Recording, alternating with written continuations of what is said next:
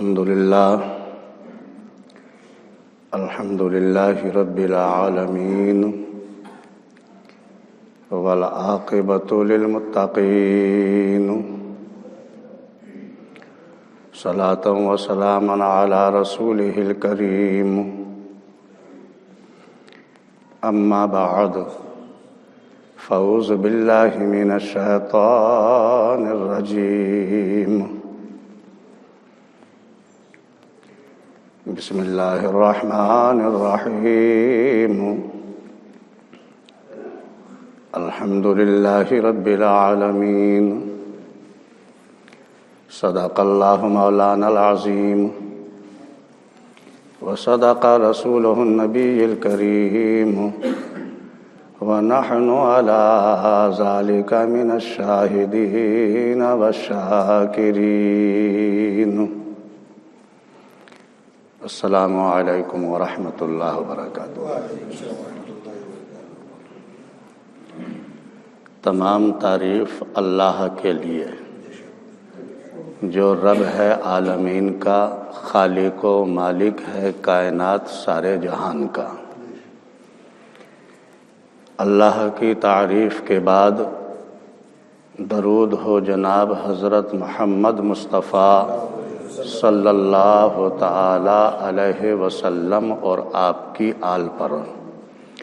جیسا کہ آپ کا مرتبہ ہے، عظمت و شان ہے کہ آپ نبیوں کے نبی اور رسولوں کے بھی رسول ہیں، شاہوں کے تاج، تاجداروں کے بھی تاجدار ہیں، کشتی ملت کے کھیونہار، سب سے انوکھے اور سب سے نرالے ہیں. حضرت عبداللہ کی آنکھوں کے تارے اور آمنہ بی کے راج دلارے ہیں، جن کا نام گرامی جناب محمد الرسول اللہ صلی اللہ تعالی علیہ وسلم، جو 14ویں کے چاند سے بھی زیادہ روشن اور اللہ کے بعد سب سے افضل و اعلیٰ ہیں.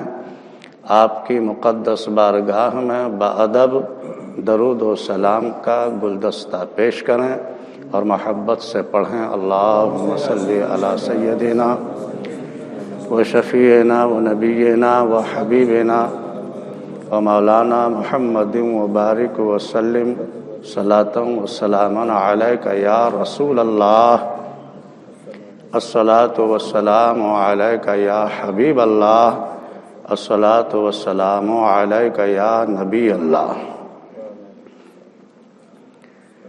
محترم بزرگوں اور دوستوں، پیارے اسلامی بھائیوں، آج میں ایک ایسے عمل کی طرف آپ حضرات کی توجہ دلانا چاہتا ہوں جو پیارے نبی حضور سید عالم صلی اللہ تعالی علیہ وسلم کو بہت ہی پسندیدہ عمل ہے،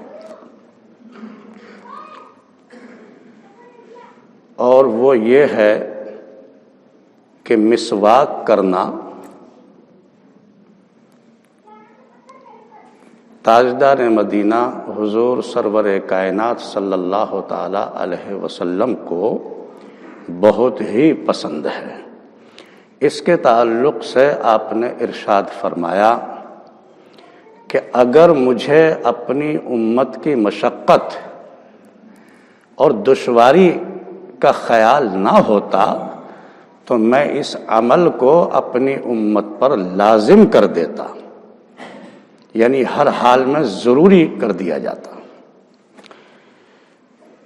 تو یہ ہمارے آقا و مولا حضور تاجدار مدینہ صلی اللہ تعالی علیہ وسلم کے ارشاد میں ایک تو اپنی امت کی شفقت ہمیں سمجھ میں آ رہی ہے کہ آپ کس قدر اپنی امت کے لیے شفیق ہیں، مہربان ہیں، کہ ہماری تکلیفوں اور ہماری پریشانیوں کا بھی آپ خیال رکھتے ہیں اور ہر طرح سے فکر فرمائی ہے.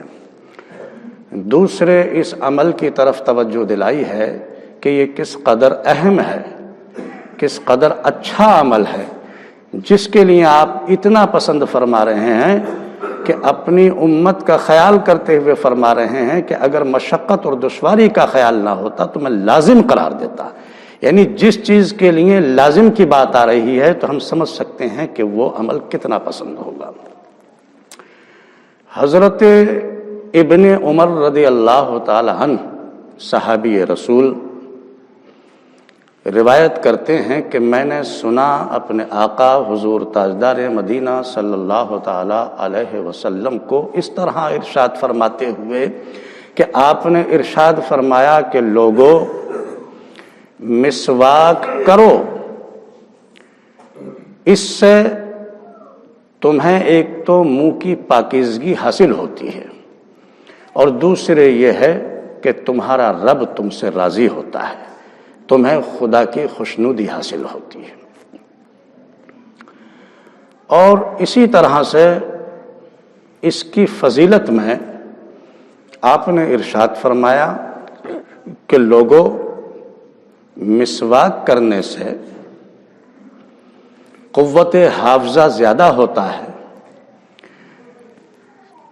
تمہارے علم میں برکت ہوتی ہے، تمہاری صحت بھی بہتر رہتی ہے اور منہ کی بیماریوں سے بھی تم بچے رہتے ہو. رات کو جب آپ سوتے اور سونے کے بعد جب بیدار ہوتے تو پہلے آپ قضائے حاجت سے فارغ ہوتے اور پھر مسواک فرماتے.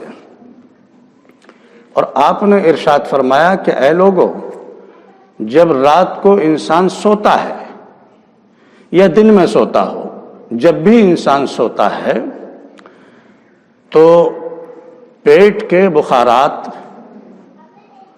اور وہ گندی ہوائیں منہ کی طرف چڑھتی ہیں جس سے کہ منہ کی بیماریاں پیدا ہو جاتی ہیں، اور وہ بیماریاں کبھی کبھی ایسی انسان کے لیے مصیبت بن جاتی ہیں کہ جو علاج کرتے کرتے تھک جاتا ہے لیکن پھر بھی پریشانی دور نہیں ہوتی. تو ان بیماریوں سے بچنے کے لیے آپ نے یہ ارشاد فرمایا کہ جب بھی سوتے ہو تو سونے کے بعد جب آپ بیدار ہوں تو مسواک کریں. اس سے منہ کی صفائی ہو جاتی ہے، منہ کو پاکیزگی حاصل ہو جاتی ہے اور جو بیماریوں کے خطرات ہوتے ہیں اس بیماریوں سے انسان منہ کی بیماریوں سے محفوظ ہو جاتا ہے. شاید ہم اس بات کو یوں ہی سن کر کے چھوڑ دیں اور اس کا کوئی وزن نہ سمجھیں، چونکہ آج ہمارے حالات کچھ اسی طرح کے بن چکے ہیں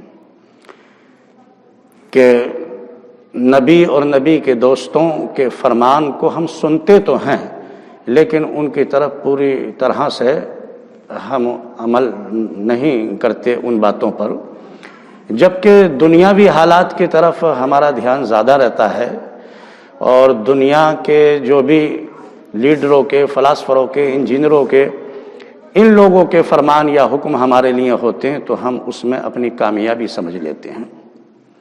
تو جب ہماری توجہ اس طرف ہے تو آپ اس طرف سے بھی آپ دیکھ لیجئے. آپ سائنس دانوں کا یہ لٹریچر بھی پڑھیں جنہوں نے اسی مسواک کے تعلق سے یہ فرمایا ہے.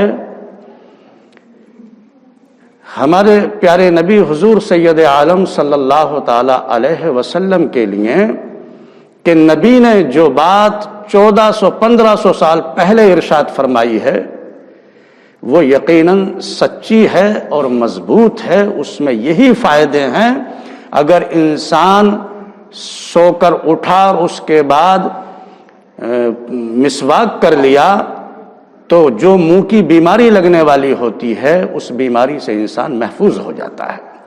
یہ سائنس والوں نے اس بات کو مانا ہے.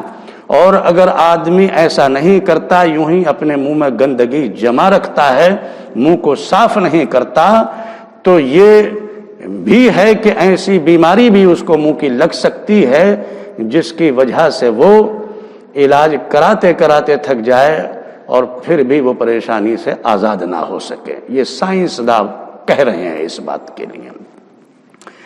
تو پیارے اسلامی بھائیوں، یقیناً اللہ کے پیارے محبوب نے جو ارشادات فرمائے ہیں وہ 100% آپ کے ارشاد سچ ہیں اور حق ہیں۔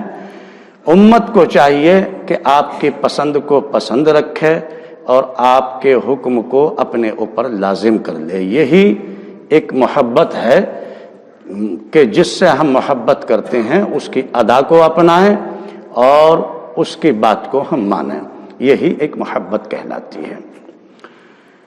میں آپ کو بتاؤں، عاشق رسول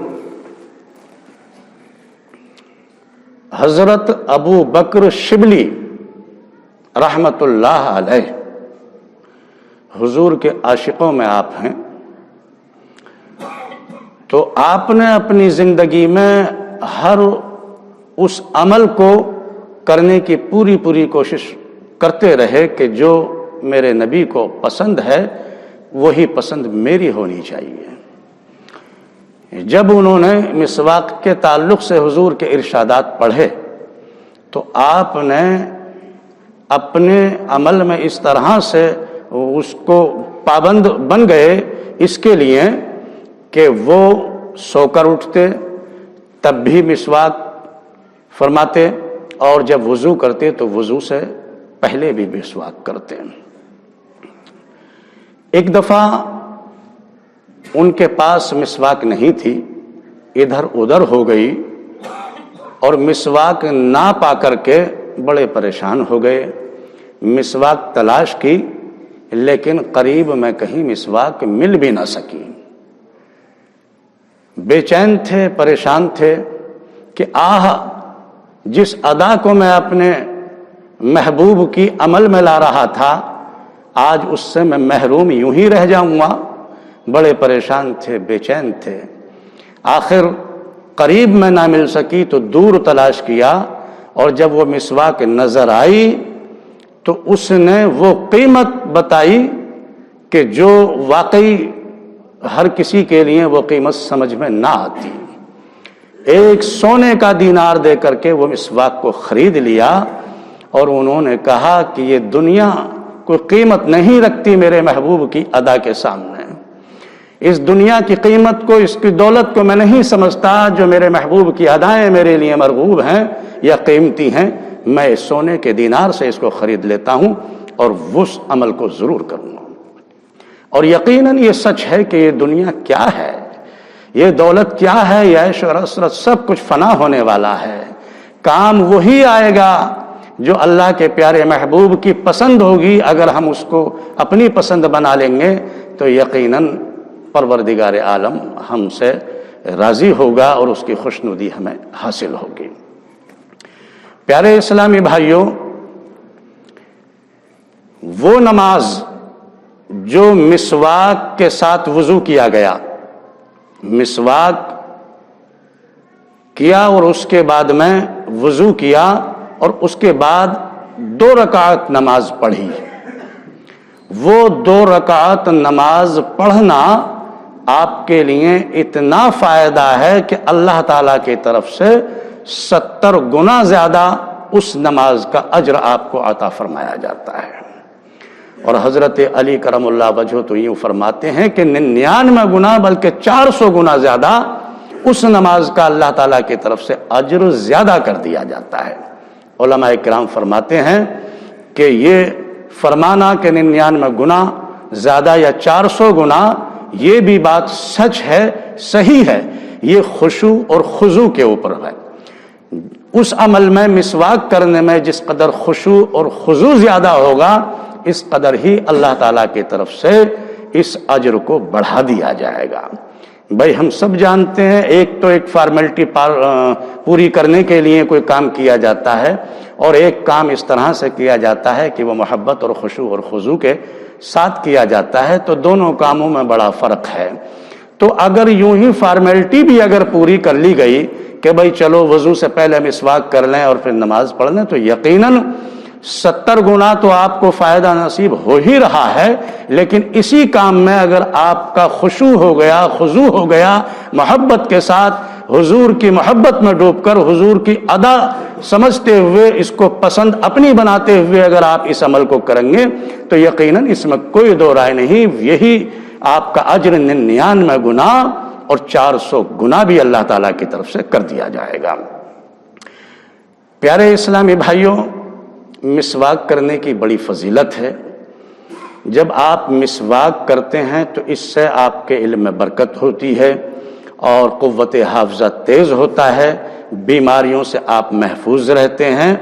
और आप इस बात का तजर्बा करके देख लें, अपने अमल में लाएं, इंशाअल्लाह जो आज ये बुरुश चल रहे हैं तरह तरह के केमिकलों से बनाए हुए, इनको आप भूल जाएंगे।